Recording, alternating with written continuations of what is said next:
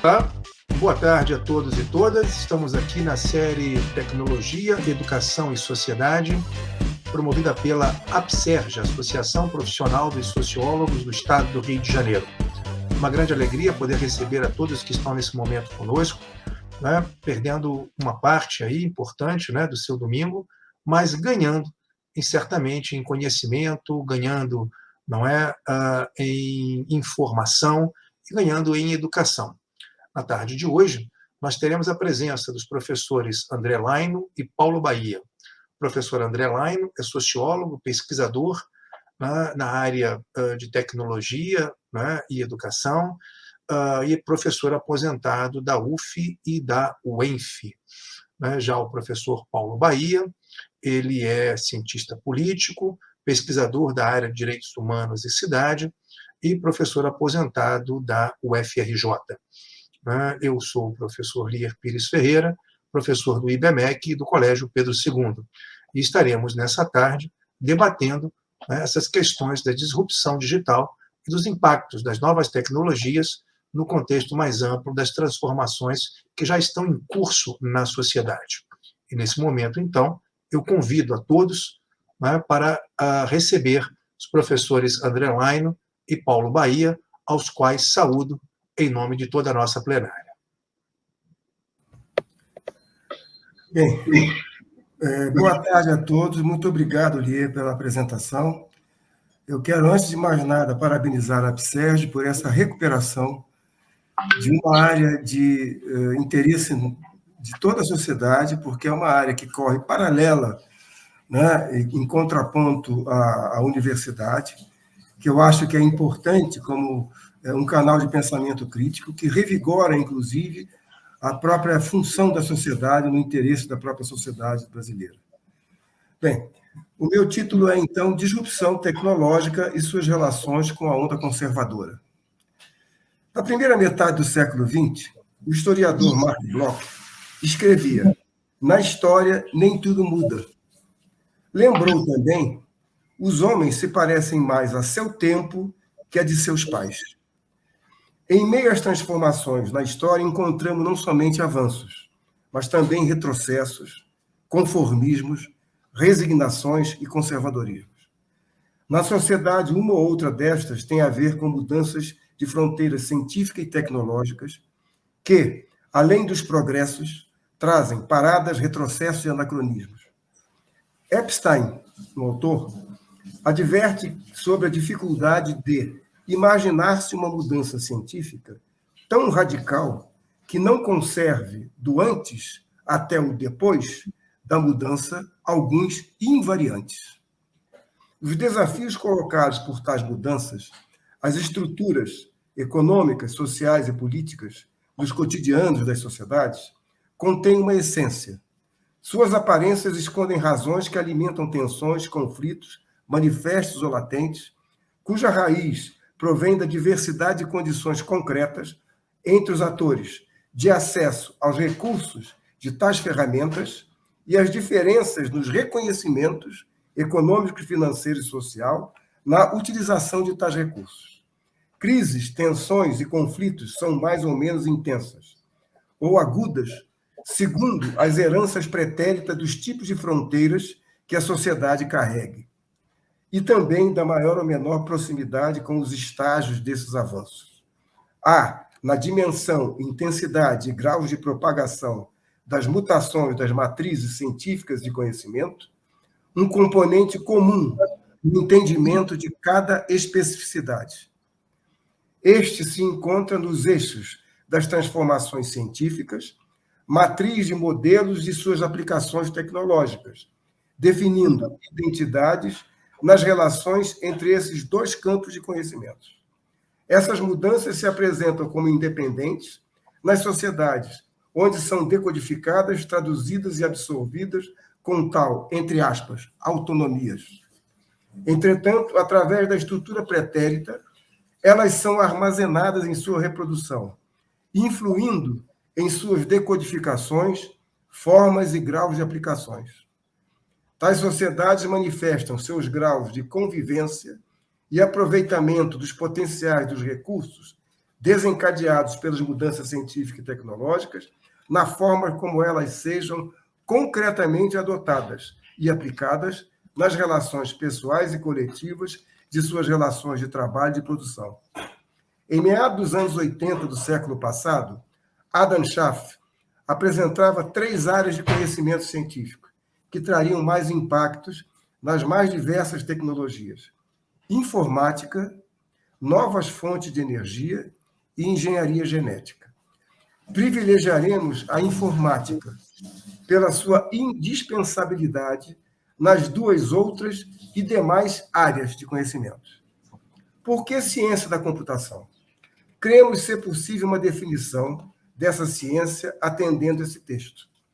Ela teve de partir de uma abstração de diversas linguagens convencionais para criar linguagens concretas, software, que, uma vez lidos em plataformas hardware, sejam utilizáveis aos atores para os mais variados recursos e aplicações, capazes de utilização nas mais diversas condições e situações criativas, gerando canais de feedback para abstrações de atores, condições e situações criativas para abstrações de atores, envolvidos nos mais variados campos de aplicações concretas de seus conhecimentos, sejam tácitos ou explícitos.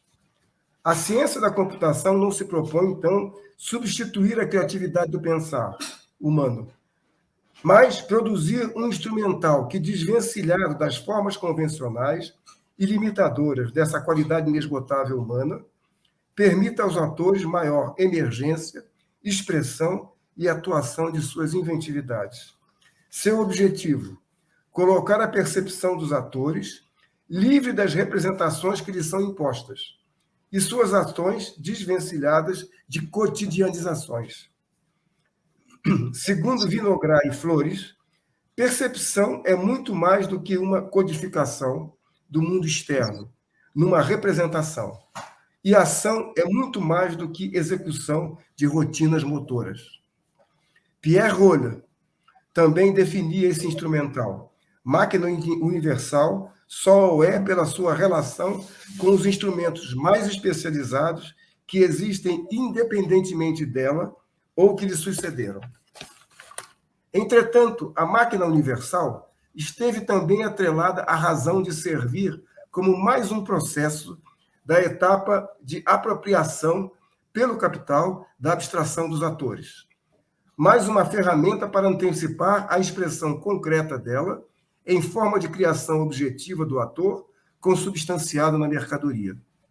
Como foi extensamente tratado em diversos trabalhos de Marx e principalmente no Capital, onde ele disseca a razão que move a reprodução capitalista em incorporar a apropriação e aplicação da ciência junto à tecnologia da maquinária.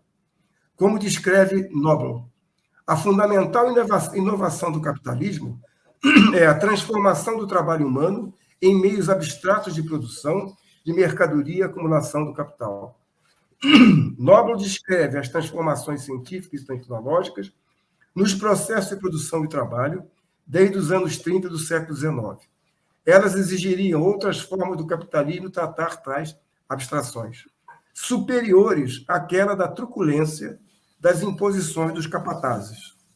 Segundo ele, no final do século XIX, a maquinária só poderia ser usada na forma eficiente correspondente por engenheiros para a aplicação sistemática de métodos intelectuais da ciência, para a questão de administração, para reforçar o modo de produção capitalista na forma de administração científica ou taylorismo. Noble conclui: o capitalismo tinha divorciado os trabalhadores do controle sobre os meios de produção. Agora, iria divorciar os trabalhadores dos seus próprios saberes e reuni-los mais eficientemente sob a mediação da administração.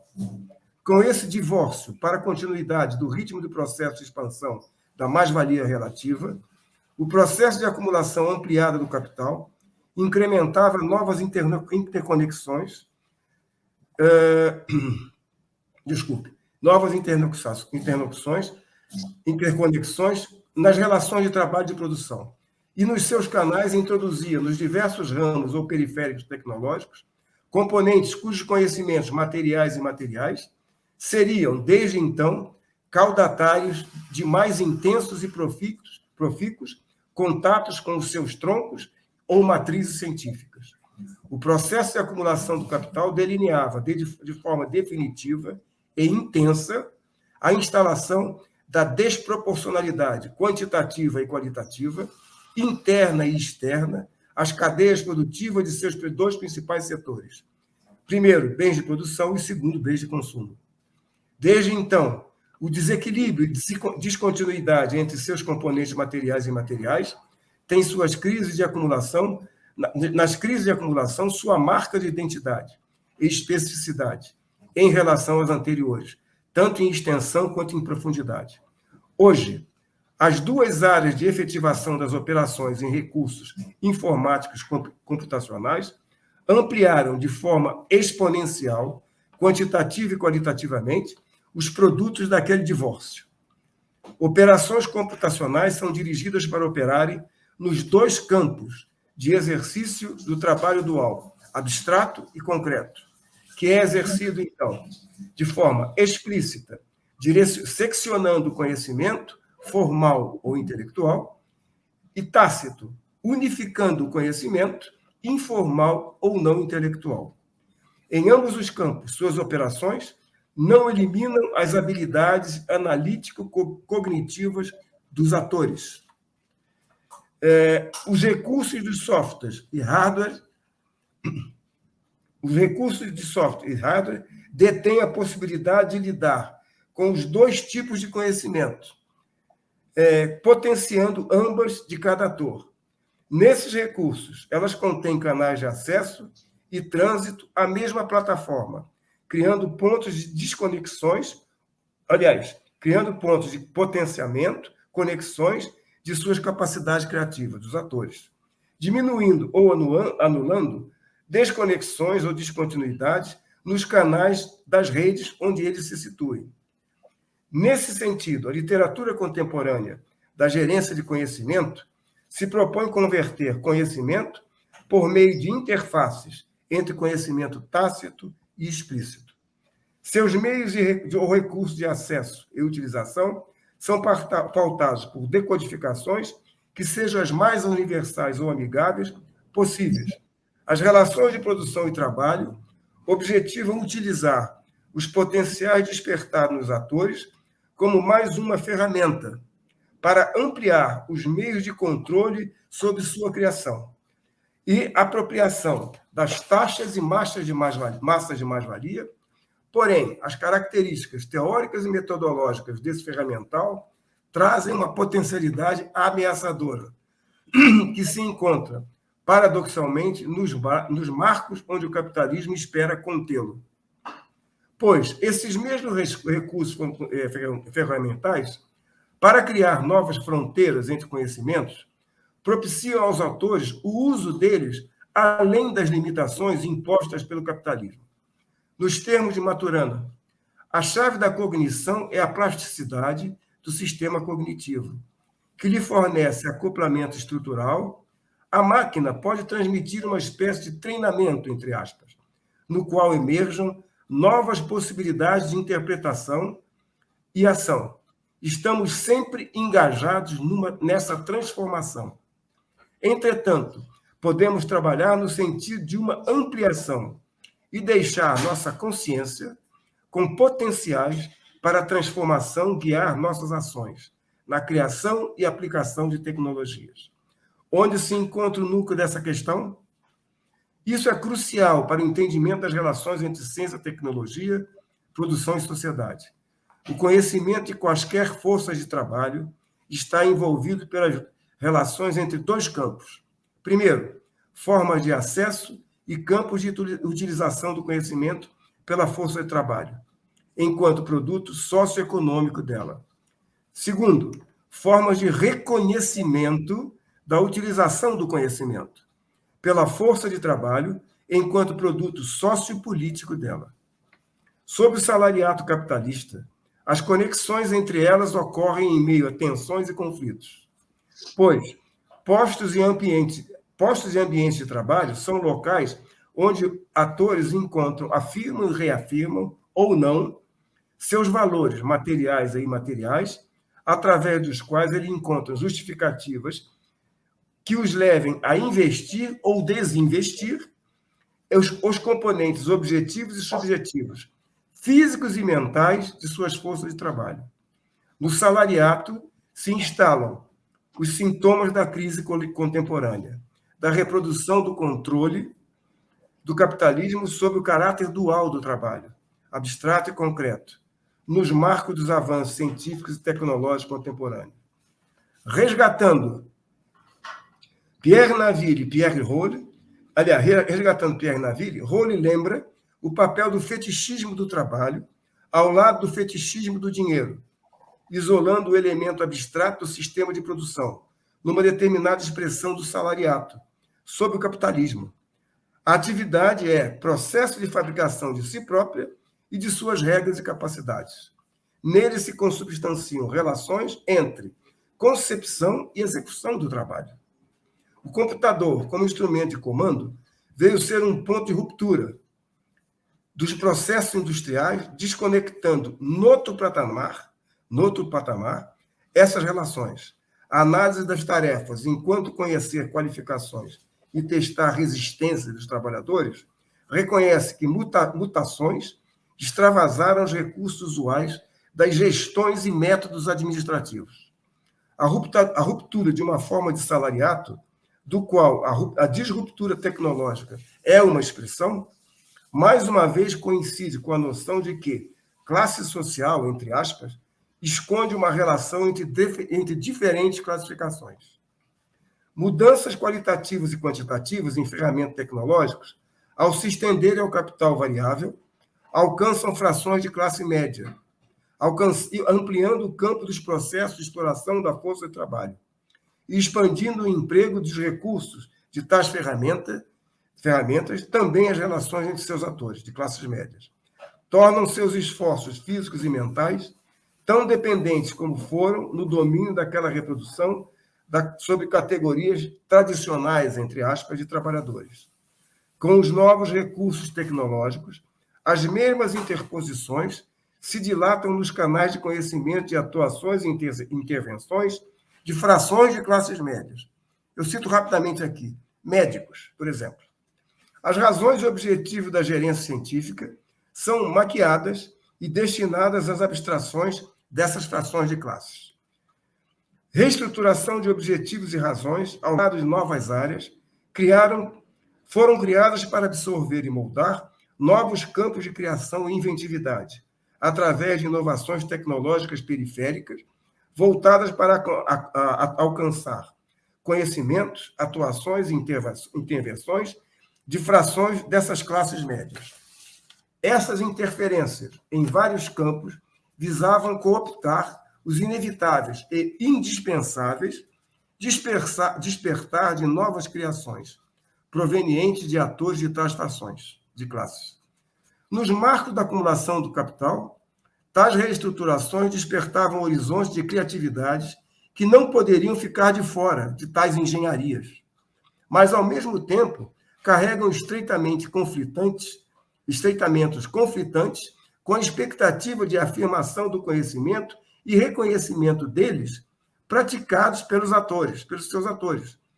Pois no contato dos atores com os meios de acesso e manipulação disponibilizados por tais recursos tecnológicos, suas estruturas cognitivas de decodificações eram estimuladas a descortinarem novos campos e estímulos à proximidade e presença de suas abstrações, pessoais e coletivas, nos processos de aplicação de suas criatividades, ampliando seus campos perceptivos, nos processos de gestação e produção concreta na geração do mais-valor.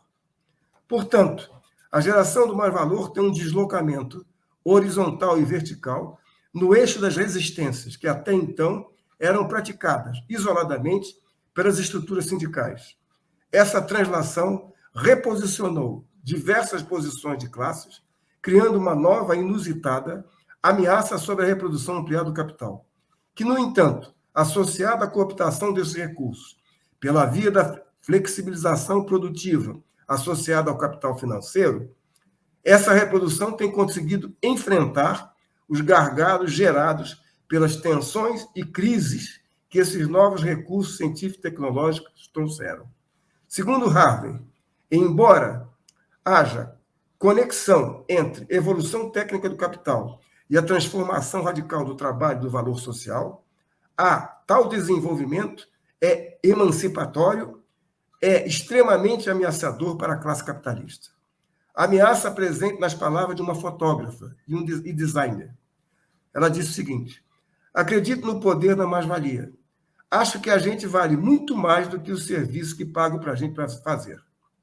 E que, fecha aspas, e que Granger, nos anos 60, já antecipava. Um momento decisivo da história da ciência é aquele onde a prática, como arte, cessa de ser um obstáculo para se tornar um potente instrumento de progresso científico. Para terminar, retomando o início dessa exposição, queremos lembrar que essas mesmas rupturas de conhecimento, internas e externas, de matrizes científicas e tecnológicas periféricas, são fontes de propagação de fascismos, pois, ao incidirem sobre os valores da força de trabalho, capilarizando-se nas variadas reproduções de estruturas socioeconômicas e políticas capitalistas, vão atingir as possibilidades materiais e imateriais existentes nos campos de exercícios das habilidades analítico-cognitivas descortinadas pelos diversos atores dessas frações de classe. Isso contribui para fomentar a aproximação deles com cooptações dos argumentos superficiais e imediatistas de cunho fascista, o que torna não tão aparente, paradoxais, as recusas daquelas transformações que frações de classes abraçam, tanto de classe média como trabalhadores. Terminei. Não sei se está no tempo, eu passei um pouquinho, desculpem se passei alguma coisa. Não, André, excelente, né? Você cravou no tempo, 20 minutos, né? Conforme nós tínhamos combinado na entrada.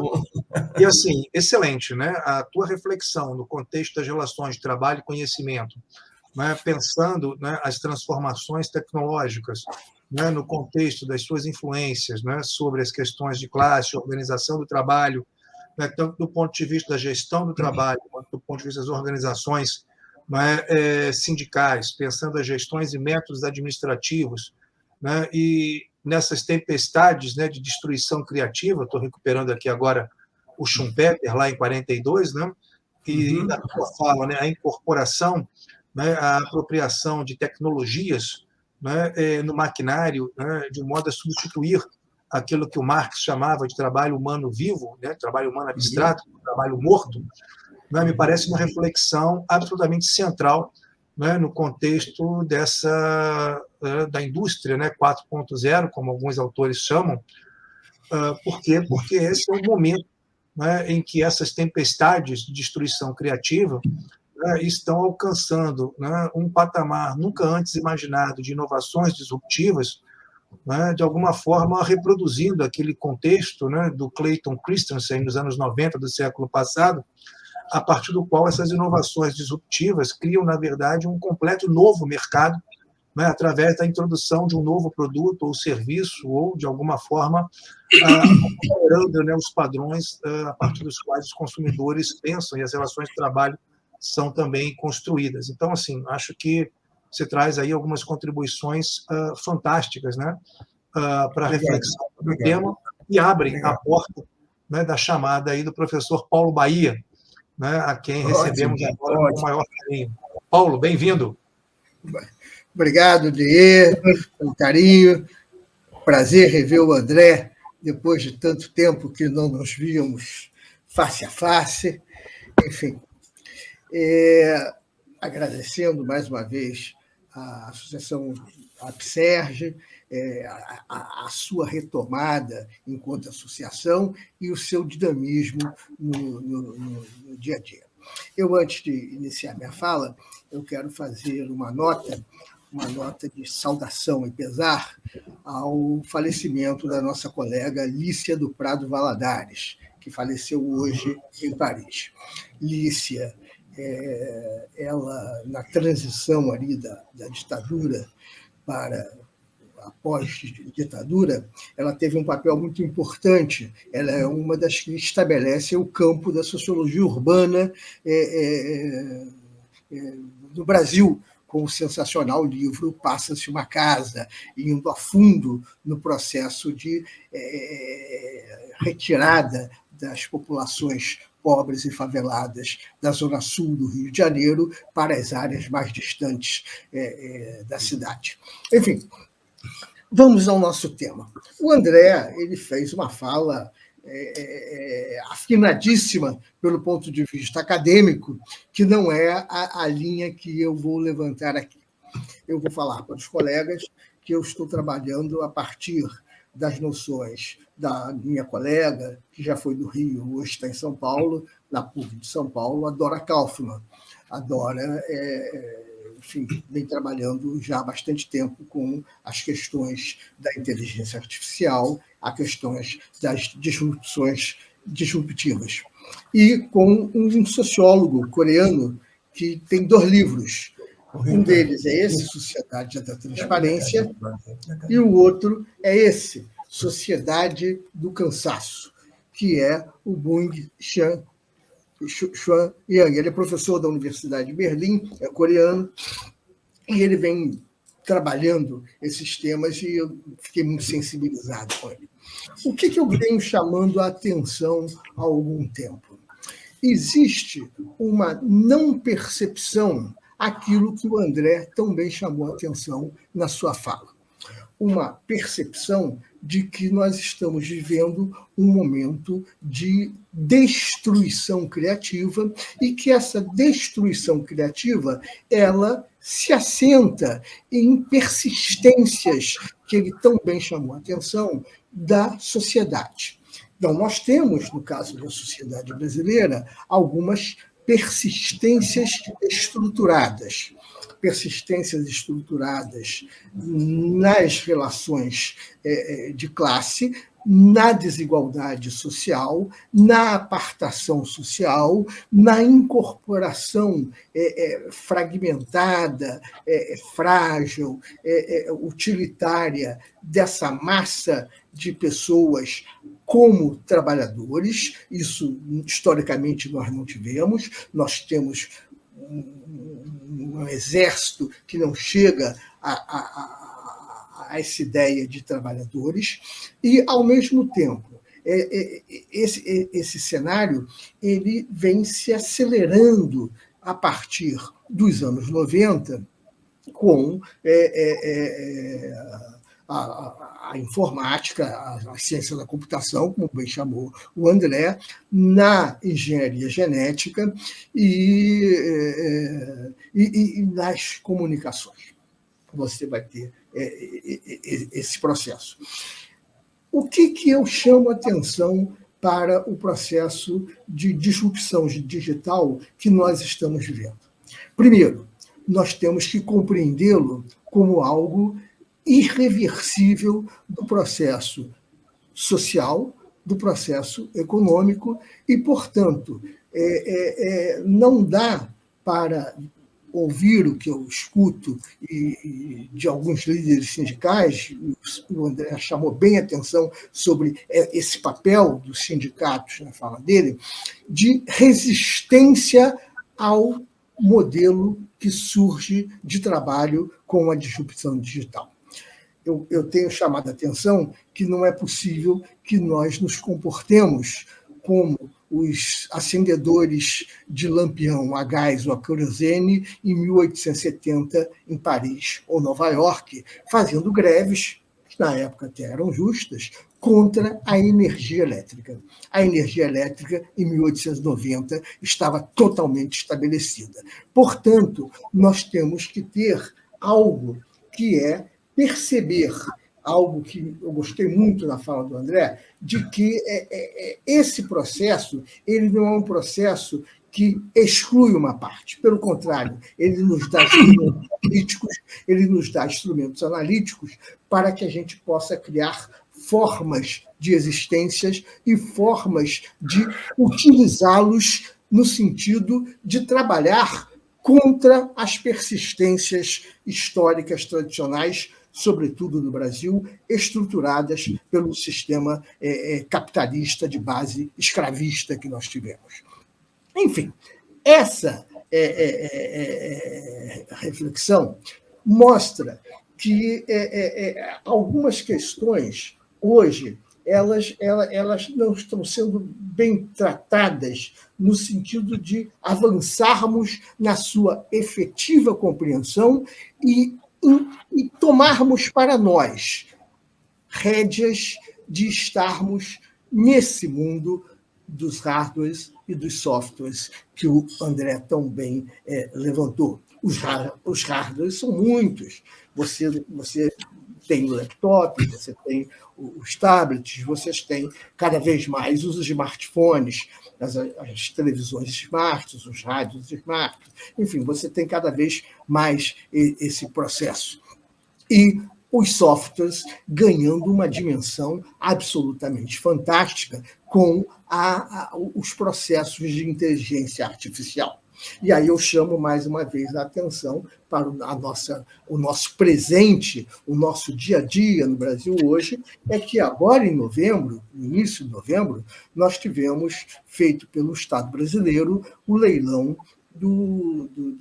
da telefonia 5G, que já está dividido no território nacional, as suas faixas e os seus canais. Não é apenas uma telefonia mais rápida. Junta a questão da inteligência artificial, junta a questão das tecnologias de informática e da rapidez das comunicações. Essa tecnologia, a partir do 5G, ela abre uma possibilidade que já vamos começar a ter a partir de março de 2022 até dezembro de 2022, parcelas significativas da população já vão viver isso, como expansão até 2024 para toda a população brasileira, da automação da nossa intimidade, da automação do nosso cotidiano com o que os colegas, e eu pego a expressão da Dora Kaufmann, chama de internet das coisas. Portanto, você vai começar a ter esse processo de automação não apenas no processo fabril, como chamou bem a atenção o André. Então, você tem hoje as fábricas que não dependem de trabalhadores, você tem no comércio lojas que não dependem de trabalhadores, mas nós vamos começar a ter no nosso dia a dia também casas que praticamente dispensam o nosso trabalho no dia a dia com a internet das coisas, podendo, inclusive, os nossos carros serem dirigidos sozinhos e a gente ficar dentro deles acompanhando. Isso já é algo do presente, não é algo que virá, já está aí, será ampliado, será universalizado, será transformado em algo cotidiano. E aí volto ao meu querido André, e aí leio um trecho do meu coreano favorito no momento, o Byung-Chul Han, que é: a sociedade da transparência não padece apenas da falta de verdade, mas também com a falta de aparência. Nem a verdade nem a aparência são transparentes. Só o vazio é totalmente transparente. Para exorcizar esse vazio, coloca-se em circulação uma grande massa de informação. A massa de informações e de imagens é um enchimento onde ainda se faz sentir o vazio. Mais informação, mais comunicação não clarificam o mundo. A transparência tampouco torna-se clarividente. A massa de informação gera verdade, não gera verdade. Quanto mais se liberam informações, tanto mais transparente torna-se o mundo, a hiperinformação e a hipercomunicação não trazem luz à escuridão. Ainda há pouco eu vi na tela uma colega, que eu foge o nome agora, mas o Lier certamente vai fazer a pergunta dela, falando que o Castel já nos alertava lá no Sociedade em Redes sobre... a Sofia, esse processo de disrupção e como resistir a ele. Então, nós que vivemos uma geração que fomos censurados e que, portanto, trabalhamos muito a ideia de ter informação, hoje nós já vivemos esse mundo da hiperinformação, da informação em que ela é produzida de maneira rápida, instantânea, e ela não tem apenas um transmissor, como o Humberto Eco falou no passado. Você tem vários transmissores de informação fruto dos processos de comunicação que se modificaram. É nesse ponto que eu quero afirmar, e Lia me lembra o horário para eu não passar aqui do horário, tá? No sentido de que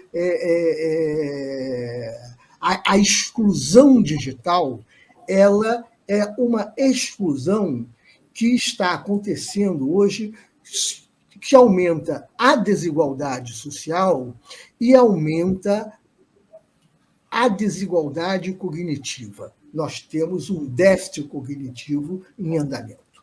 Não vou entrar em detalhes agora, no caso específico do Brasil, sobre a questão da pandemia, vai ser uma briga com sindicatos, mas de não terem percebido que a escola era um pronto-socorro da cidadania e, portanto, a escola tinha que ter o mesmo tratamento que um posto de saúde médico. O que nós estamos vendo hoje? O processo de retomada desorganizada das aulas, fazendo o acontecimento de uma evasão escolar nos ciclos básicos dos municípios, nos ciclos secundários do Estado, de 50% dos alunos. Ou seja, é uma evasão irreversível. É uma evasão em que não haverá possibilidade de tampar esse buraco. Então, fechando a minha fala, o que nós temos que ter é coragem de enfrentar esse mundo da destruição criativa e enfrentar esse mundo da destruição criativa não com olhos negacionistas a ele, mas com olhos de apropriação a ele e como nós, nos apropriando deles, nós podemos criar alguns mecanismos, junto com algo fundamental, em termos de políticas públicas, trabalhar a ideia de renda mínima universal. Não haverá trabalho para todo mundo. O trabalho será diferenciado e altamente qualificado. Eu fui ao mercado na cidade de São Paulo antes da pandemia, e esse mercado, na cidade de São Paulo, você já entrava só com o QR Code e pegava as coisas. Não é isso não, Rita. É aquele branco que não tem nada escrito, Rita. Devolver, enfim. E você não precisava de ninguém. Evidente que tem ali um tipo de trabalho qualificado que gera o software capaz de fazer isso, como há um trabalho desqualificado de reposição de mercadorias. Nós temos isso. Então, hoje, quando eu enxergo alguns colegas, e o André conhece bem de Sociologia do Trabalho, falando na precarização do trabalho e resistir à precarização do trabalho, são pessoas que talvez não estejam percebendo que esta chamada precarização do trabalho é a nova forma do capitalismo avançar e que, portanto, pensar um emprego, Pensar o trabalho. Gostei muito da expressão feticismo do trabalho. Pensar o trabalho e pensar o emprego como pensávamos na década de 30 não é razoável para 2022. Fico aqui aberto para continuar na conversa. E foi um prazer enorme ver o André falando, e um prazer sempre bom trocar ideias com o Lier. Muito bom, Paulo. Excelente te ouvir também, né? Excelente te ouvir resgatar, né, a Dora Kaufmann, porque, de fato, é uma precursora, né, nessas pesquisas dos impactos da inteligência artificial no mundo do trabalho, nas novas relações de produção. Né? De fato, ela está, né, hoje na PUC de São Paulo, na PUC, né, de São Paulo, na Dom Cabral e outras instituições, discutindo a ponta desse processo. Né? E o teu resgate do Shu Han também é um resgate, eu acho que muito feliz, não é, nesse contexto. Por quê? Porque, particularmente, essa segunda obra que você traz, né, que é A Sociedade do Cansaço, né, você trouxe até a oportunidade aí de trazer o livro, né, para que as pessoas que estão nos acompanhando nesse momento pudessem visualizar a capa, né, muito legal. É uma das obras, né, onde alguns dos conceitos centrais, né, do Shu Han estão sendo colocados, inclusive o conceito de autoexploração, né, que é nessa nova dinâmica do capital, né, esse capitalismo do 5G, da internet 5G, né, é um momento em que as pessoas agora estão explorando a si mesmas, né, e ainda acreditam que estão se realizando, né, gerando, portanto, essa contradição, né, de uma sociedade em que, no contexto das novas tecnologias, no contexto geral, não é, das novas realidades produtivas, a gente vai encontrar, por exemplo, na obra do Shu Han, né, uma forma, né, intelectualmente consistente, né, de crítica a esses fenômenos, né, como a produtividade sem limites, a digitalização da vida, uma certa servidão consentida, né, que é uma das imagens que o Shu Han nos traz, e você problematiza isso, inclusive, no contexto de que essa nova realidade ela veio para ficar. Né? E talvez você já esteja dialogando aí, não apenas com a pergunta da Sônia Alves, né, com a qual você já interagiu, mas também da Ana Ferraz, né, que nos colocou a seguinte perspectiva, né, que hoje em dia os jovens estão passando por um período de um certo ceticismo, né, de uma certa falta de perspectiva para ingressar no mundo do trabalho, mesmo tendo curso superior, em alguns casos, pós-graduação, mestrado, doutorado. Então, o que fazer para mudar esse cenário? O Paulo trouxe um mecanismo necessário, né? Nós já escrevemos juntos sobre isso, inclusive, que é o programa de renda mínima. Mas eu encaminho para o André. André, o que fazer para mudar esse cenário? Quer dizer, aí eu queria combinar, André, essa pergunta da Ana Ferraz com uma questão também que nos foi colocada pela Sônia, né? Quando a Sônia Jovim nos pergunta... Eu vi aqui. Né?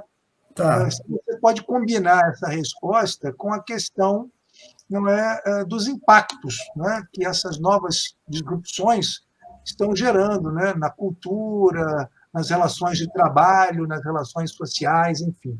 Né? Começa por você, André. Bom, deixa eu colocar o seguinte, de saída, quer dizer, eu acho que a exposição do Paulo, ela transita, ela vai, né, transversalmente, né, passando por uma série de questões que eu coloquei também. Eu também tenho colocações que são muito atuais, que eu acho que estão ligadas à minha exposição, e eu acho que tem um ponto que eu acho que é interessante começar, para responder depois, inclusive, né, no caso, a Ana Ferraz e desculpe, eu esqueci agora, a Sofia, que é o seguinte, Paulo, no caso da tua crítica que eu compartilho, né, a questão dessa colocação que é feita aí pela precarização do trabalho, que é um equívoco, eu iria na raiz desse equívoco, que eu acho que tem uma questão teórica por trás, que, infelizmente, né, alguns autores, dos quais da minha área, inclusive, eu participo, e Eu estou terminando um trabalho agora, que é um trabalho mais de caráter teórico, que eu resgato todas as minhas pesquisas anteriores sobre a questão do trabalho, e que eu tomo justamente como fio condutor a questão da relação do complexo, a complexa relação, né, que não é muito aprofundada na própria sociologia do trabalho, entre trabalho abstrato e trabalho concreto. Eu acho que é aí que está o equívoco dessa questão da precarização do trabalho. Né? Por quê? Porque na questão da construção da relação e da apropriação e do controle sobre o capital na relação entre abstrato e concreto, nós temos que partir de um pressuposto muito simples, que é o seguinte: todo trabalho contém uma relação abstrata de construção. Até o trabalho do engenheiro que é contratado pelo capitalista para gerar a gerência de produção, ele faz um trabalho abstrato antes de executar na forma concreta que é a gerência. Essa é, inclusive, a metodologia do Marx. Né? Ele constrói uma forma abstrata na sua cabeça, que depois ele transforma em concreto na forma objetiva e concreta de gerência científica. Isso está, inclusive, de certa forma, reconhecido pelo próprio Marx, na cabeça do próprio capitalista, que quando ele faz uma seleção de gerentes, ele procura aqueles gerentes que tenham qualidades que ele precisa para depois executar uma coisa concreta, que é o produto que ele quer dele. Então, essa questão não é uma questão que está transitando somente pela relação da exploração do capital sobre o trabalho. A abstração é uma questão fundamental do ser humano. Daí a diferença entre a abelha e o trabalho do ser humano. A abelha não abstrai para fazer o que ela faz. Ela faz. Para nós chegarmos ao que nós conseguimos aqui agora, nós abstraímos uma série de coisas. Para eu chegar ao meu texto, eu tive que abstrair uma série de coisas anteriores para chegar a esse produto concreto. Então, isso é uma qualidade do ser humano em geral, independente da classe social. Se as classes foram construídas para atender à exploração do capital, isso é outro problema. Não elimina, pelo contrário, esse negócio permanece. E, aliás, a intensidade dele, com essas mudanças tecnológicas, está mais do que evidente. É isso que eu procurei mostrar. Quer dizer, a questão da abstração hoje, com as mudanças tecnológicas, igualou, né, a abstração de um médico à abstração de um trabalhador manual. Porque o trabalhador manual, que ele vai limpar a rua, ele é contratado, o cara diz para ele: ó, você vai limpar a rua tal, que tem a seguinte característica. Ele, quando sai dali para limpar a rua, ele já está abstraindo como ele vai usar a vassoura. Isso não é diferente, em termos teóricos e metodológicos e conceituais, da abstração de um médico antes de operar uma pessoa. Isso é igual. E aí que está a grande sacada do Marx, né? Esse caráter universal. Ora, o que acontece, então, de fato, com essa precarização? Essa precarização é resultado de um reposicionamento desse processo, no processo analítico-cognitivo da abstração das habilidades que o trabalhador tem. Ele tem a sua criatividade, tem a sua riqueza, que antecede o próprio capitalismo, mas que, nas formas anteriores, não eram consideradas com a dimensão de ocupação e de espaço que elas têm hoje com essas novas tecnologias. Que o que nós estamos fazendo aqui, o aluno que colocou uma questão aqui para nós, que eu me lembro qual foi, não sei se foi a Ana Ferraz, ela está fazendo também. Ela está controlando o mesmo instrumento que nós, professores, estamos controlando aqui agora. Porque é um instrumento que rompeu com determinadas cadeias de impedimento, obstáculos, fronteiras, que impediam que esse processo, que é comum ao ser humano, transitasse nesse negócio aí. E essa precarização, tal como ela é formulada, ela não está trabalhando muito bem com essas questões.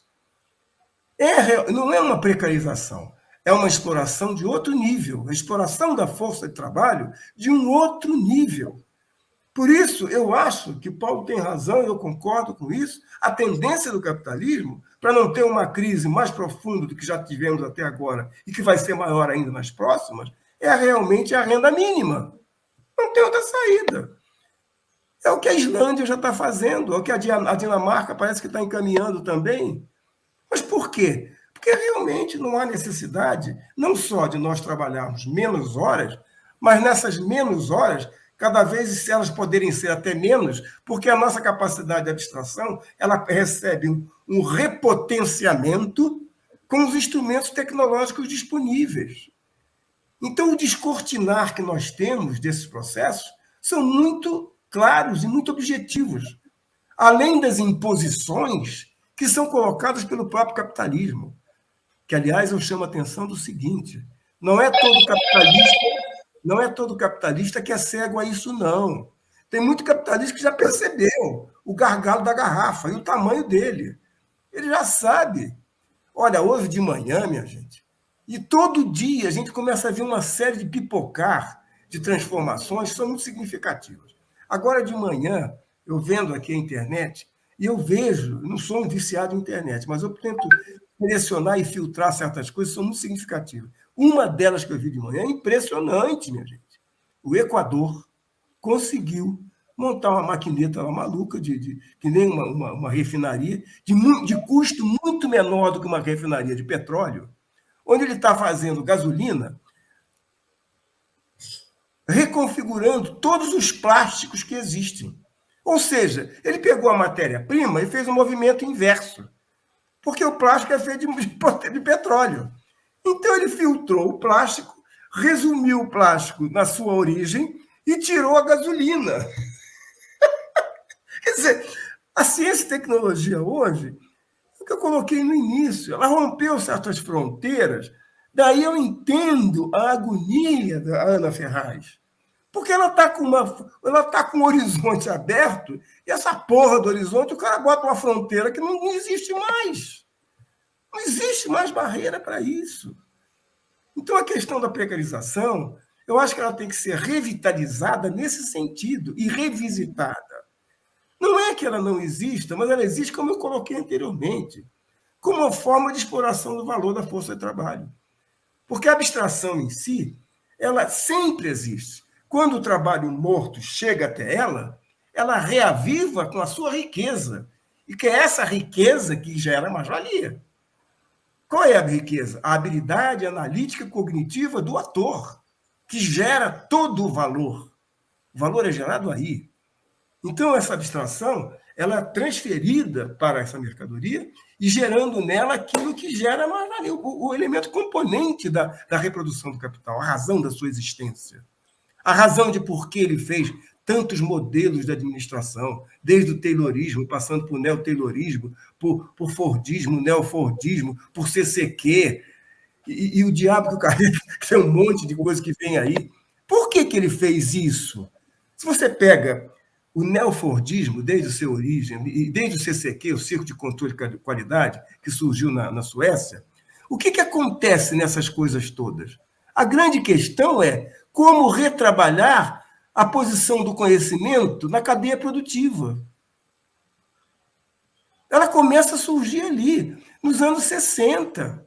Se você vai para os anos 60, começa a emergir, junto no surgimento da própria computação, lá no Turing, nos anos 30, na Inglaterra, o coitado do Turing, que era homossexual, coitado, se suicidou, mora num país ultramachista, aquela coisa da Inglaterra. Turing era um gênio, Alan Turing. Ele foi o descobridor da máquina universal. Ele gerou isso para a humanidade, as matrizes estão ali. Né? Nos anos 40. Ou seja, eu acho que essas respostas estão nesses elementos que a gente está discutindo aqui. E a própria ciência, a própria sociologia, tem que repensar, Paulo, essas questões. Porque elas estão encravadas nessas mudanças. Senão a gente não avança realmente. O sindicato não avança, a questão política não avança. Né? E as coisas velhas, tipo fascismo, começam a manipular com a coisa, que é o desespero. Eu entendo Ana Ferraz, é o desencanto, como chama o Weber, né? É o desencanto, porque ela tem razão para desencantar. Porra, eu tenho um potencial para trabalhar, para fazer. E esse troço aí não deixa eu botar para fora. É o que disse lá a fotógrafa. Porra, esse negócio aí não me deixa viver. Entendeu? Porque o potencial não é uma questão só nossa, não. Isso está atravessando a todos. sabe? Todos os alunos. Os alunos, gente, eu não estou trabalhando, não estou mais dando aula, mas eu imagino quem está dando aula, o sofrimento. Porque a impressão que dá é que os alunos não querem nada, mas eles não querem nada, não é com conhecimento. Eles não querem nada porque eles sabem que o reconhecimento do conhecimento é desse tamaninho. Ou então não existe. É Legal. só isso, nada. Não, acho que André, não sei se eu respondi a todos aí, mas eu estou. André, você está trazendo questões aí muito interessantes, né? Eu acho que um pouco do conjunto das falas que aqui estão, inclusive da Edna Del Pombo, né, que acabou de colocar aí algumas questões também, né, nossa antiga companheira de muitas lutas, a Edna, dentro e fora da convivência. E ela fala, né, há uma evasão no ensino médio e há uma invasão hoje ainda nos cursos de sociologia. Eu queria colocar uma pergunta, então, um pouco síntese, né, de algumas questões que estão sendo trazidas aqui, pela Sofia, pela Sônia, pela Ana Ferraz e agora também pela Edna, que é um pouco daquele velho clássico do Lenin, né? O que fazer? Então, assim, diante do desemprego estrutural, das revoluções digitais, da disrupção digital, Bahia, o que fazer?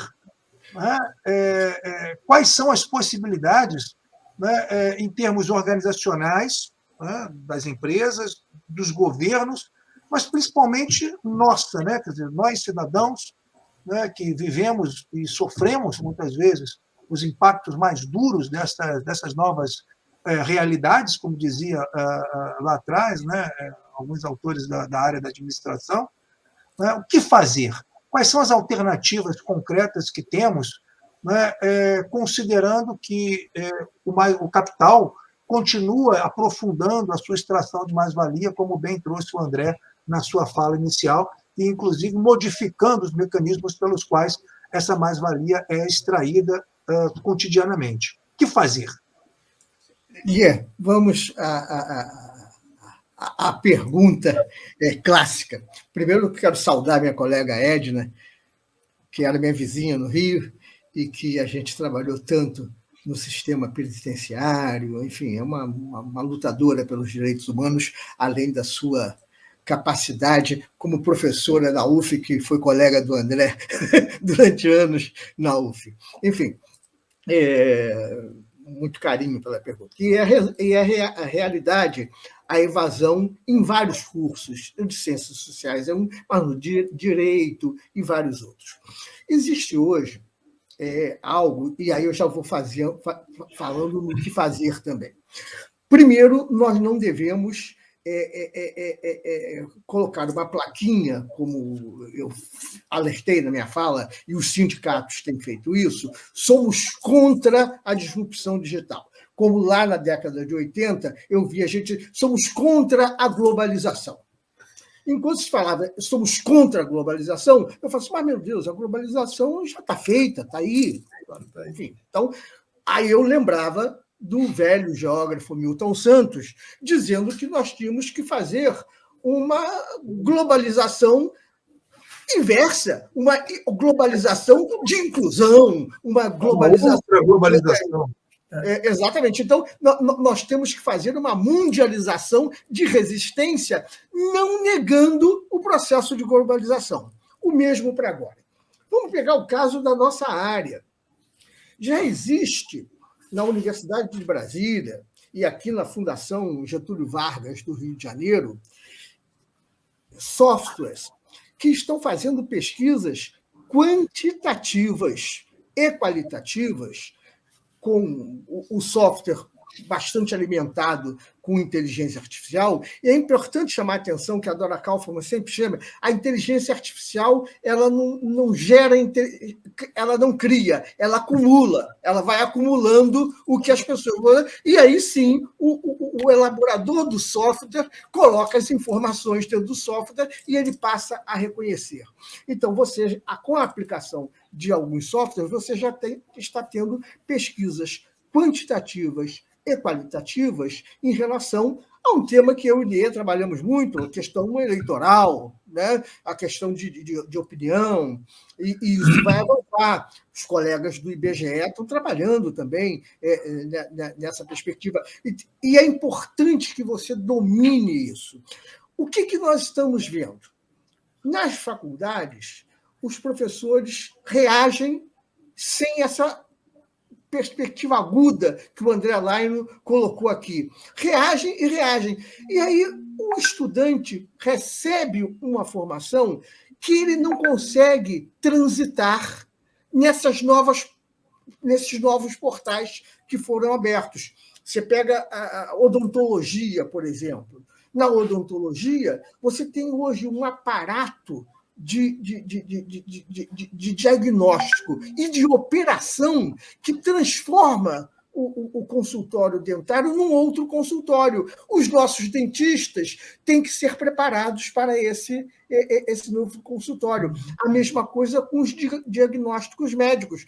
Não é que a inteligência artificial é mais inteligente que a humana, é que a inteligência humana ela consegue, num software de inteligência artificial, acumular muito mais informações com capacidade de correlacionar e dar diagnóstico mais precisos, como é o caso das plataformas de direito. Eu fico impressionado. Você entra com uma questão de direito numa plataforma de direito, você não precisa mais do advogado. Quer dizer, até em termos formais precisa, porque tem que assinar e ter a OAB, mas você tem essa informação. Então, o que eu venho chamando a atenção? E aí é interessante, André, é que antes de eu virar sociólogo, né, eu fui da Escola Nacional de Ciência Estatística. Eu fui estatístico e fui estatístico técnico de nível médio e depois superior, exatamente no processo de computadorização da informática. Eu trabalhei no IBGE exatamente no momento em que estava se colocando os grandes computadores. Não existia a microinformática, mas os grandes computadores, e que você tinha...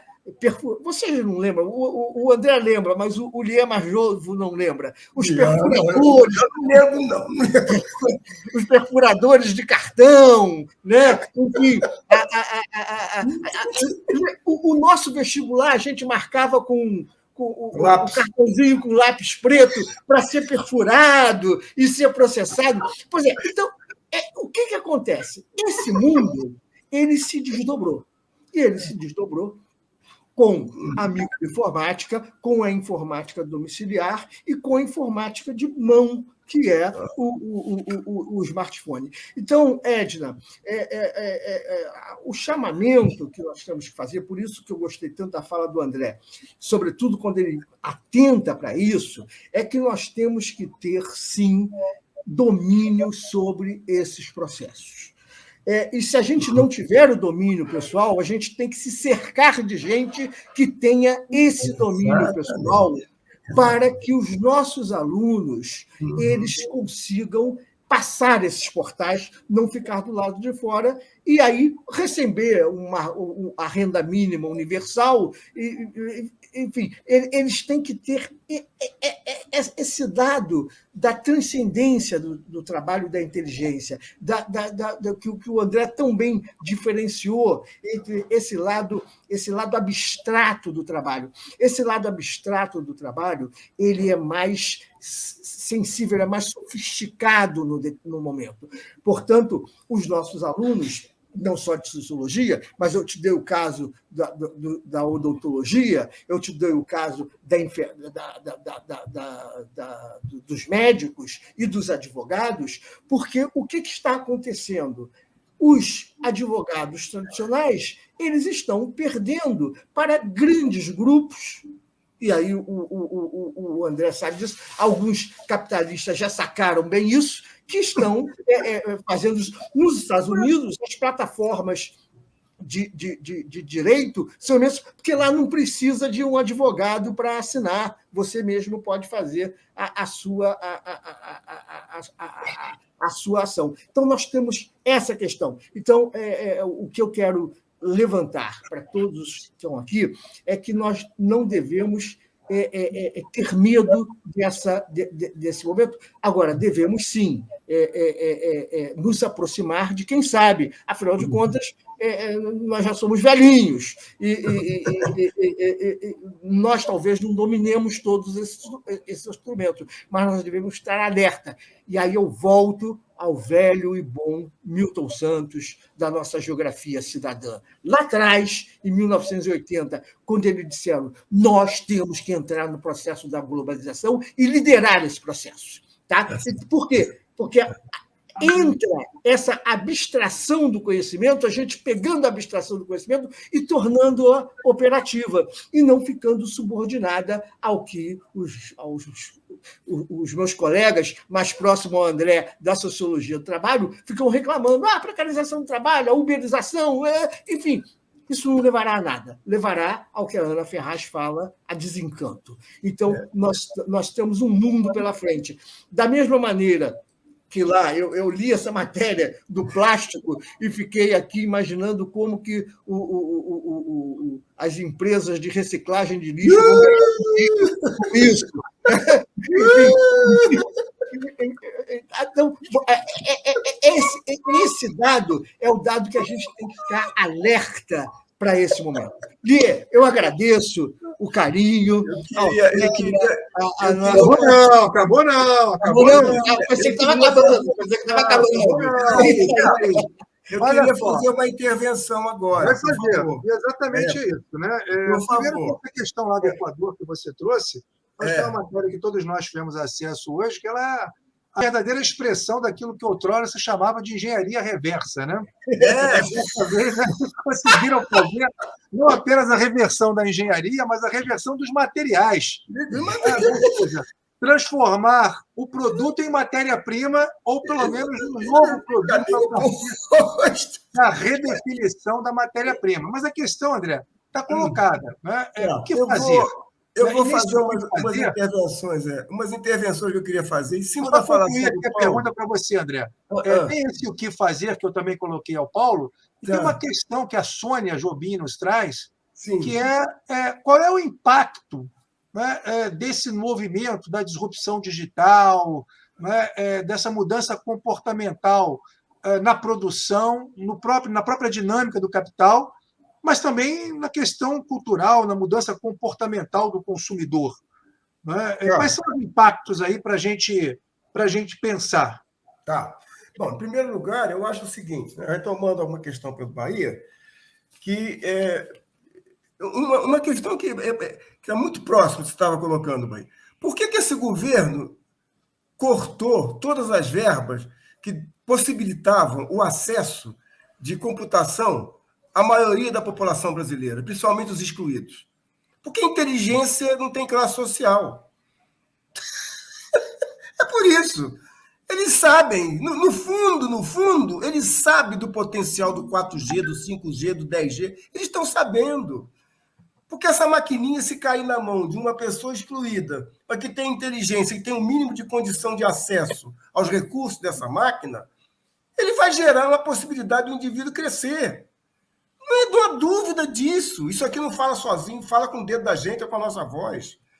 Então, qualquer pessoa tem condição de ter a sua abstração e transformar isso num processo produtivo, um processo criativo.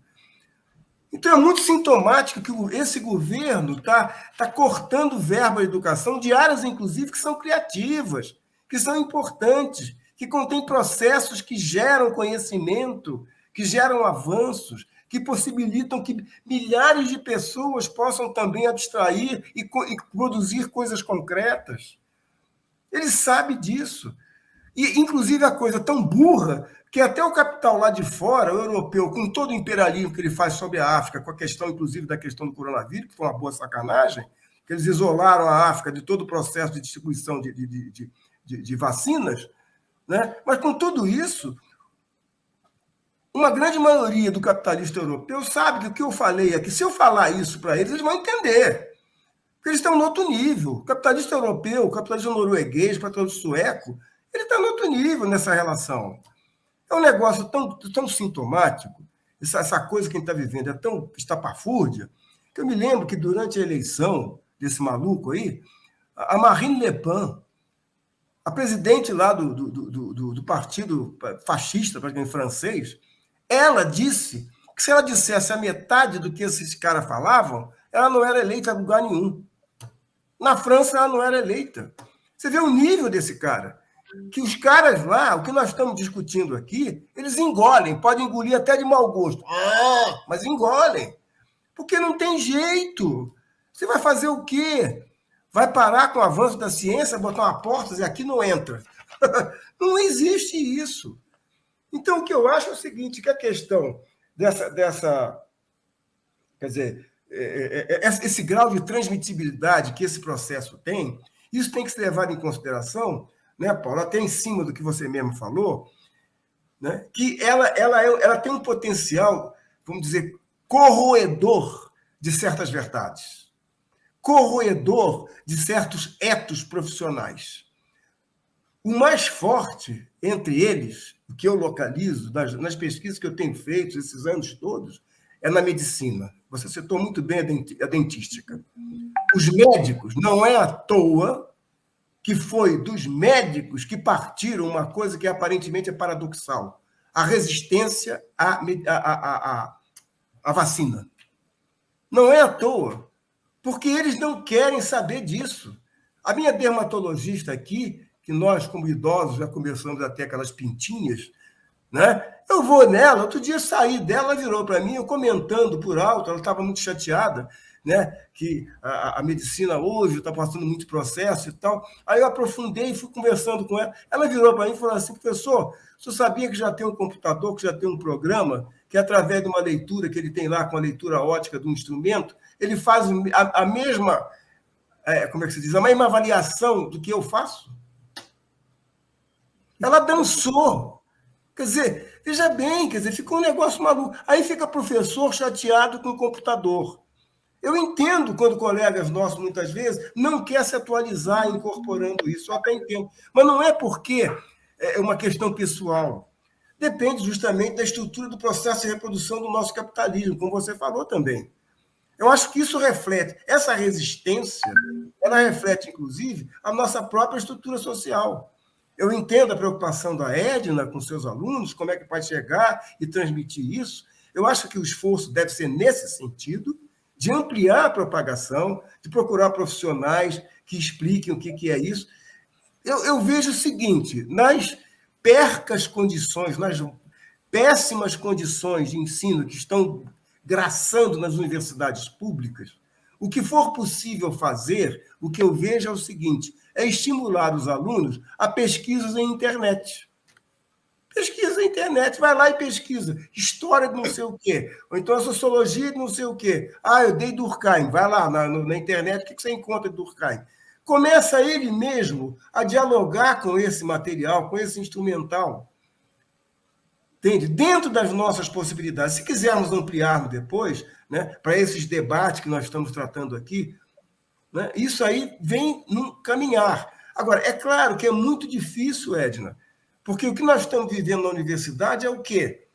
Ela é a meca do desencanto. Porque o sujeito chega numa universidade pública que tem um ensino de primeiro mundo, vamos considerar nossos colegas por aí, porque, em termos comparativos, seria como se fosse o primeiro mundo. Porque diante de uma universidade particular, que a gente sabe o que é, um curso de medicina de uma Universidade Federal do Rio de Janeiro, de uma UERJ, né, de uma USP, de uma Unicamp, não pode ser comparado com o curso de medicina de uma Estácio, gente. Vamos ser honestos. Eu não estou desmerecendo nossos colegas professores, o esforço deles. Não se trata... Pelo contrário, eu estou dizendo para eles que o esforço deles é inócuo. Porque, por mais que eles queiram, não tem condição de trabalho. Nós pegamos o nosso currículo, o mestrado, doutorado, mostrando numa universidade particular, o cara olha e não contrata porque, não, esse cara sabe muito. Ele não quer. É um negócio paradoxal, um negócio maluco. Quer dizer, a gente está vivendo uma situação, hoje principalmente, né, com esse governo, o governo Lula tinha problema? Tinha, mas não chegou a esse nível, gente. Por favor, não vamos comparar. Isso aí não tem comparação. Então, hoje, a situação ficou muito mais difícil, eu entendo, Edna, mas, de qualquer forma, o que você pode tentar, e o que E o que eu tentaria, numa situação contemporânea, se eu estivesse dando aula, é estimular os alunos também a frequentarem os recursos que a internet está disponibilizando para eles, para ser objeto de discussão em sala, de retorno. Porque o professor hoje é o quê? Com essa maquininha que a gente está falando aqui, gente, professor, se antes já não era dono de todo o saber, hoje é dono de um tantinho assim, ó. Porque essa máquina tem tudo. A gente sabe disso. Eu estou pesquisando aí, através do Cielo, né, artigos de europeus, de não sei quem, contemporâneos, atualíssimos. Isso não era possível alguns anos atrás. Claro, a gente tem a nossa biblioteca, eu tenho a minha, não quero desfazer dos meus livros, mas eu sei que essa máquina é um instrumento fundamental para todos nós. E é fundamental para um médico, para um técnico, para um engenheiro. Agora, o que acontece? São profissões, médico, por exemplo, como é uma profissão de elite e altamente elitizada, o ethos profissional é marcado por essa origem. Então, ele não aceita que sentar diante do computador ele vai aprender alguma coisa. Ele não vai aceitar. Por quê? Porque isso desvaloriza a força de trabalho dele, é o que eu falei antes. Mexe com o valor da força de trabalho. Só para terminar, vou dar um exemplo simples sobre isso. Eu pesquisei muitos anos sobre a questão médica, da medicina. Tem muita gente que, trabalhos que eu já publiquei, os caras não querem nem chegar perto. Porque é verdade, eu falo, gostou, não gostou, vai ter problema. Eu sei onde eu estou pisando. Então, o que acontece? A medicina nos Estados Unidos, nos anos 50, todo médico, porque lá a lei é complicada, lá ela vai em cima mesmo, vocês sabem disso, que é uma legislação diferente. A lei americana tem, não tem, paga. Então, nos anos 50, um médico, cardiologista dos Estados Unidos, pagava em média de seguro profissional, se ele tivesse um erro, ia para a justiça. Ele pagava, em média, 500 a 700 $700 por ano. Hoje em dia, com os avanços tecnológicos, quando um sujeito bota um médico cardiologista na justiça, dificilmente ele escapa. Porque tecnologicamente é provado que o erro não foi erro mesmo. O cara, sabe? A tecnologia comprova que o sujeito, em determinado ponto, ele fez alguma porcaria. Ela prova. O que aconteceu com o seguro médico? Foi lá para as alturas. Seguro médico, todo médico nos Estados Unidos paga uma fortuna. Aliás, essa é a crise da medicina americana. É o excesso de tecnologia, que, ao lado da questão jurídica, transformou a medicina num campo altamente lucrativo, mas, ao mesmo tempo, altamente perigoso para o próprio médico. A irmã da minha ex-mulher teve uma filha, teve o primeiro filho dela. Ela só foi conhecer o médico no dia do parto. Ela fez todos os exames sem saber quem era o médico. Quando ela foi para a sala de cirurgia para fazer a cesárea, que ela fez uma cesárea lá, aí ela olhou para o lado, o cara virou para ela e falou assim: eu sou o seu médico. Ela falou: muito prazer. Ela só foi conhecer o médico no dia da cirurgia, do teu parto. Quer dizer, se esse cara faz uma besteira com ela entra na justiça, ele dança feio. Quer dizer, se a gente pega isso como componente, é por isso que esses médicos foram, quando chegou mais médicos, no começo, os primeiros médicos desceram lá em Fortaleza, eles foram xingados e cuspidos por médicos. Foram médicos que foram xingar e cuspir, médicos dos mais médicos cubanos que chegavam em Fortaleza. E é essa mulher aí, Capitã Cloroquina, que é a chefe que está por trás de todo o processo. Até hoje, a mesma mulher. Agora, se é a Capitã Cloroquina, podia amanhã ser a sargento. Não tem nenhum problema nesse, não. Sargento Cloroquina dava no mesmo. O problema não é ela como pessoa, é o sistema que produz uns monstros como esse. Nas condições de mercadologia da medicina, onde, né, o mercado se apropria dessa coisa que a gente está usando, reduz essa coisa. Né? Como um autor, onde o mercado se volta contra o próprio mercado. É um mercado contra o mercado. É só. Eu queria pensar, então, nós temos ainda 10 minutos, eu queria compartilhar esses 10 minutos com vocês. No seguinte sentido, temos algumas reflexões aqui Eu acho que a Guiomar e a Sônia Jobim dialogam aqui mais ou menos no mesmo diapasão, né? A Guiomar chamando a atenção, né, para que os cenários de conquistas tecnológicas, de alguma forma, avançam com muita rapidez, né, e a Sônia trabalhando a dimensão de que a educação significa autonomia, mobilidade social, mudança nas relações, nas estruturas de classe, além de desenvolvimento nacional. Então, eu queria fechar, né, esse nosso encontro exatamente trazendo a questão da educação como um eixo desse debate.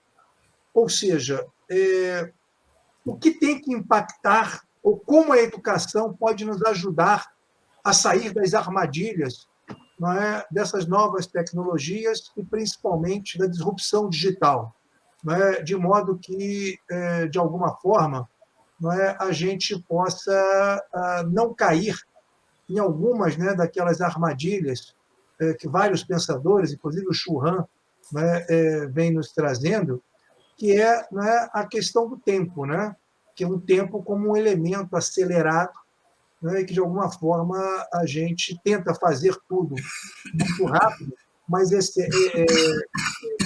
funciona ou não consegue dar conta, muitas vezes, daquilo que é essencial para as nossas próprias vidas. Então, queria ouvi-los aí, palavras finais, né, começando pelo Paulo, se vocês me permitirem, e finalizando com o André.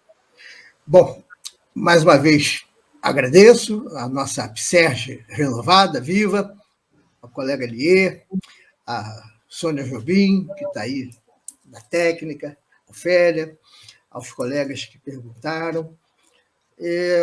Eu, aos 3 ou 4 dias atrás, fiz uma postagem com uma frase antiga do Anísio Teixeira, né? Em que o Anísio Teixeira ele fala que a ideia de educação é indissociável da democracia. Mesmo que em um governo democrático ele tenha outras urgências e outras necessidades, a questão da educação faz parte dessas urgências e dessas necessidades. Então, o chamamento aqui, a reflexão, está, enfim, naquilo que o André fala bem e que eu falei aqui em algumas falas. Nós não podemos virar as costas a esse mundo. Então, o termo disrupção ele representa essa destruição do que tem. Mas a destruição do que tem, o André Laine lembrou bem, ela é apropriada por persistências, que é a persistência da exploração capitalista. Né? Então, a gente não vai poder...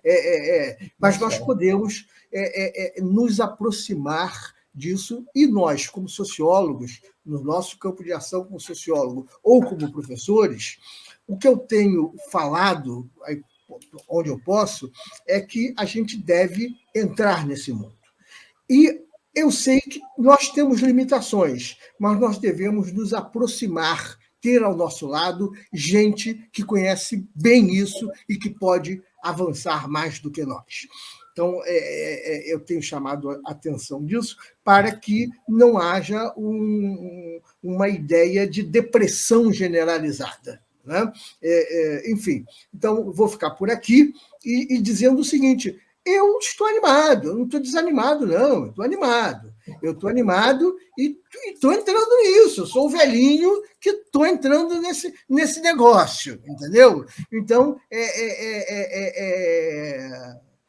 vamos fazer uma pesquisa qualitativa rastreando as redes sociais e as redes de smartphone? Vamos ver o que sai isso. Vai lá, eu vou ter novas formas de coleta de dados. Né? Vamos lá. Então, eu não posso me negar a ver que isto está acontecendo.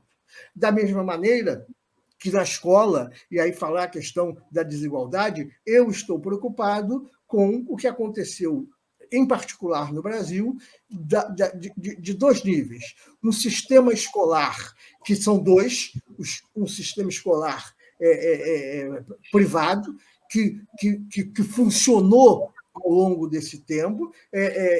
A minha filha, Flávia, é amiga de uma das filhas do André, né? Não sabia. Pois é. Eu não sabia. Pois é. Enfim, Ótimo. Então, a minha neta, ela está lá, terminando, vai entrar agora no primeiro ano do fundamental do São Vicente, e durante esse período ela teve toda a formação na escola presencial, híbrida, coletiva, com assistência, coisas que as crianças da escola pública não estiveram. Então, isso gera uma fala minha no início desse gap, dessa distância cognitiva e que atrapalha a ideia da sublimação, a ideia fundamental para nós nos movermos. O André, da sua filha, você tem uma filha que está em Minas, eu sei que você tem uma filha que trabalha em Minas, não é isso? Ela trabalhava, ela largou tudo e voltou para o Rio, porque estava muito cansada de viajar para lá e para cá, mas ela está então, bem. Eu não sabia. É essa filha sua que é amiga da Flávia, tá bom? Então, é isso aí. Ela já me falou, é Gabriela, ela já me falou. Gabriela.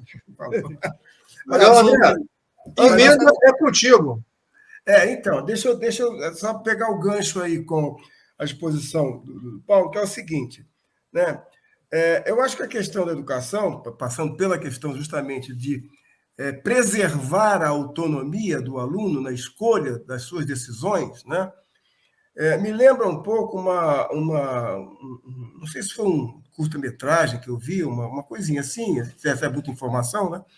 Mas aí a gente vai depois selecionando. Então, eu estou lembrando agora, com a sua falação, de um curta-metragem, se não me engano, não sei se era na Islândia ou na Suécia, num país nórdico, na Finlândia, né? E que as crianças, desde pequenas, elas são orientadas no sentido de uma educação que elas possam aproveitar o instrumental educativo no sentido de despertar os seus interesses, aquelas coisas que sejam mais, né, fundamentais, né, que ela tenha mais identidade, que aumente a sua autoestima, a sua autoidentidade e tal. Então, desde pequeno, elas são orientadas nesse sentido, né? Desde questões, vamos dizer, de caráter mais técnico, até tendência em ciências humanas, ou então de artes. Quer dizer, existe todo um processo de estímulo a essas tendências que sejam pessoais de cada um, né? Isso é um negócio que poderia ser introduzido, onde for possível, dentro das universidades, de forma a despertar interesse dentro de certas áreas, né? Apresentando as áreas com as suas subdivisões e divisões internas, de modo que o aluno possa, desde o início, já ir selecionando. Olha, eu, por acaso, me lembro do meu caso. Eu, na graduação, eu comecei a me interessar por Sociologia do Trabalho, que eu tive um professor de Sociologia do Trabalho, que, infelizmente, agora não me lembro o nome dele, é um clássico da Sociologia do Trabalho, um professor já muito reconhecido na época. Ele foi dar algumas aulas para mim, né? E esse cara chegou lá, começou a falar alguma coisa, aquilo nunca mais eu consegui tirar aquilo da minha cabeça. Eu falei, não, o que está acontecendo? Então, é isso aí. Quer dizer, eu acho que a sala de aula pode ter também, né, um projeto que seja no sentido de pluridisciplinar, não no pluriconhecimento, pluricanais de acesso, né, a coisas específicas de cada área, onde o aluno vai, então, filtrando, selecionando, ele vai encontrando o seu caminho, construindo, né? Quer dizer, essa eu acho que é a educação do futuro. Educação do futuro que está junto com essa tecnologia. É uma educação que está articulada, está cruzada com essa tecnologia. Porque na Finlândia, eles usam justamente computadores, esses recursos, para poderem ir, né, mapeando esses processos que o próprio aluno vai construindo, né? Eu acho que passa por aí. Uma outra coisa também, né? Quer dizer, eu acho que esses avanços, né, que é uma preocupação que também surgiu aí, né, eles realmente ainda não são muito bem equacionados, mas o efeito deles, na Europa, pelo menos, e nos Estados Unidos, né, já estão presentes lá, na economia, na política e na sociedade. Vou citar novamente a questão da medicina. Né? Hoje, na Europa, ninguém quer ser médico, nenhum jovem quer fazer medicina. Por quê? Medicina leva 6 anos. O jovem faz um curso técnico de 1 ano, 2 anos no máximo, ganha praticamente de saída pelo menos a metade do que um médico ganharia depois de formado, ou seja, não é um salário muito ruim, seria mais ou menos em torno de 3 a 4 a 5 mil euros, né? Estudando menos tempo, porque seria um técnico, né? E não quer saber da medicina. Países como a Itália, a Alemanha está pagando 10 mil euros para qualquer médico queira ir para lá. 10 mil euros. Eles estão aproveitando o médico. Esses sírios que foram para lá, médicos, já estão empregados. Já estão lá empregados, ganhando 10 mil euros. Que para nós é muito, mas lá na Alemanha, não é dizer que seja pouco, não é pouco, mas também é um salário bem digno, bem. Né? Então, essas mudanças mudaram a estrutura da reprodução da força de trabalho, completamente. Né? Agora, é difícil a gente falar essas coisas aqui, porque o que a Edna colocou, as condições dos alunos diante das nossas dificuldades, né, impedem que eles tenham um acesso onde haja um feedback realmente que é disponibilizado por essas tecnologias. Que essas tecnologias elas têm um recurso de feedback que não é aquele de nossa época, daquela aula só de blá, blá, blá, acabou. Né? Isso não dá mais. É complicado, eu sei que é complicado. E é uma coisa que é de duplo sentido, das duas pontas. Como diz a Edna, ela fica angustiada para dar uma aula que atenda a isso, e o aluno fica desencantado. Porque quando ele liga o computador, às vezes pouco que ele liga, ele descobre que todo o conhecimento que ele tem já está ali. É um negócio maluco, cara. É um drama muito sério. De um lado, o professor diz, né, angustiados com essa coisa, e o aluno consultando o computador, que praticamente repete muita coisa que ele disse. Não é que ele não saiba, não é isso. É porque a relação com esse novo canal não está estudada para os dois atores, o aluno e o professor. Né? Na dimensão, né, de potencial que ela tem, ela se perde dentro desse distanciamento e dessa falta de um certo entrosamento. Com duas abstrações, né, o conhecimento do professor ele foi reposicionado na forma de suas capacidades de abstrações para agir de uma outra forma com esse instrumento. Só que numa sociedade, como a gente falou antes, onde você tem exclusão social, como é que é possível uma coisa dessa? Né? Agora, não é que as pessoas não tenham condições de absorver, elas não têm condição de acesso. É essa que é a questão. Né? Então, realmente, eu acho que, por exemplo, o Nelson estava perguntando aí a questão do advogado, ele mandou um recado, o Nelson estava aqui na pagininha, sobre a questão dos advogados a bateria do meu negócio aqui está acabando, deixa eu terminar rápido. Ele perguntou sobre... Se acabar, vocês me desculpem. Ele perguntou sobre o negócio das empresas de advogado. Acontece, Nelson, que essas grandes empresas de advogado, grandes, entre aspas, estão surgindo, né? E vão acabar com as grandes anteriores também, não se esqueça disso. Que se o mercado estava na mão de um mercado controlado por meia dúzia de grandes empresários advogados, agora as novas empresinhas que estão surgindo vão corroer com eles também. Eles sabem disso. Os grandes escritórios da advocacia, o Nelson, estão ameaçados pelos pequenos que estão aí, rapidinho, estão comendo pelas beiradas, como se diz na gíria, porque eles vão crescer muito. O que parece uma coisa que é contra, de certa maneira, não é tão contra, porque o grande, ele sabe que ele não vai controlar esse movimento, ele também sabe disso. Tá? Olha, minha bateria está fechando aqui, pede para fechar o bicho, mas... Legal, André. Tá bom? Olha, de qualquer forma, um agradecimento a todos, por favor, pela consideração, pela lembrança, entendeu? E, Paulo, vamos estar em contato, tá? Lier também, Vamos nos encontrar outras vezes para debater esse tema em outras instâncias, em outros canais, porque ele está presente, como vocês estão sabendo, em todos os canais de conhecimento. Vamos fazer contato com a medicina, com a engenharia, com a área tecnológica, com a área médica. Vamos expandir esse nosso contato aqui com todas as áreas de conhecimento possível. Lier, aprofunde seus contatos lá na Fiocruz, que aquele pessoal está precisando disso que a gente está conversando aqui. Eu sei que eles estão precisando. Ali existe um etos científico muito chatinho, eu sei disso. Eles mesmo, algumas pessoas lá, sabem disso. Eu trabalhei um tempo na Fiocruz, eu me lembro que alguns colegas lá tinham uma noção do que era, vamos dizer, o cientificismo, entre aspas, né, de alguns segmentos internos. Eu acho que a Fiocruz ela teria, dentro da sua perspectiva crítica, que eu acho que é predominante, interesse em discutir essas questões.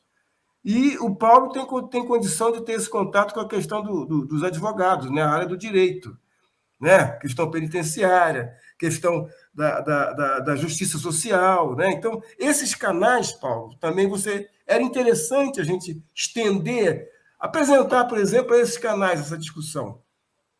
Eu acho que, de fato, André... Não, pode completar, por favor. Já falei, acabei. Eu acho que, de fato, nós temos aqui hoje, nessa tarde, né, nessa nova série, na verdade, que a Upserge está abrindo hoje, está abrindo, né, com o André, está abrindo com o Paulo, né, tecnologia, educação e sociedade, um sendeiro, digamos assim, muito profícuo. Né? Ele ainda é um caminho limitado do ponto de vista do alcance dessa discussão, mas eu quero crer que ele é absolutamente amplo no sentido dos desdobramentos possíveis. Né? E nós temos a Upserge, né, cada vez mais se reposicionando no contexto, né, das organizações da sociedade civil, né, sempre ocupando-se tanto da questão da atuação do sociólogo enquanto um profissional, né, da produção e da análise da realidade social. E, por outro lado, também e sempre, né, com as preocupações sobre a sociologia no contexto das universidades e das escolas, né, que eu acho que são as duas grandes matrizes que, historicamente, amparam a atuação da Upserge, pensar o sociólogo no mercado de trabalho e pensar a sociologia enquanto disciplina que está presente na universidade e que está presente também na escola básica. Então, a partir desses dois caminhos, eu acho que nós temos aí grandes condições de desdobrar, né, esse evento em tantos outros. Então, mais uma vez... Só para completar o que você está dizendo, é o que a gente chama de interdisciplinaridade, o caráter, a posição, vamos dizer, privilegiada da Upserge na interdisciplinaridade de conhecimentos. Né? Eu acho que esses canais, esse ponto que a gente se encontra, é um eixo interessante para a gente fazer essas conexões, esse caráter interdisciplinar, que eu achei muito bonito vocês recuperarem. Isso foi assim, olha, era o meu sonho, quem não conseguiu aí nos anos 70, por uma série de dificuldades dentro da ditadura, né? E agora eu vejo que vocês estão conseguindo. Eu quero parabenizar vocês. Vocês estão conseguindo resgatar esse caráter, que era o caráter inicial da formação da Upserge. Parabéns a todos vocês. Isso é fundamental, André. A gente conta, claro, né, todos nós, você é upsergiano, assim como eu sou, como o Paulo também, né? Então a gente está junto nesse processo. Aí tem Ofélia, tem Sônia, tem Guiomar, tem Edna, mas tem Gisálio, tem Dulce Pandolfi, tem Isabel Picaluga, tem, enfim, tem um montão de gente que está conosco e principalmente a garotada, né, que está chegando junto aí com muita força, com muito vigor. Se nós olharmos, por exemplo, as intervenções que foram feitas hoje, por exemplo, pela Sofia Alves, pela Ana Ferraz, a gente tem a convicção de que as novas gerações terão condições de ir muito além do que nós fizemos até aqui. Então, André, muito obrigado pela tua presença. Obrigado Paulo, a você. Muito obrigado pela tua presença, pelo diálogo fraterno, fino, inteligente, sofisticado, bem-humorado e extremamente qualificado. Então, um grande abraço a todos, beijo para todos vocês, no coração. Nos encontramos aí na próxima live. Um grande abraço, pessoal. Até a Obrigado, um abração. Tchau, abração. Tchau.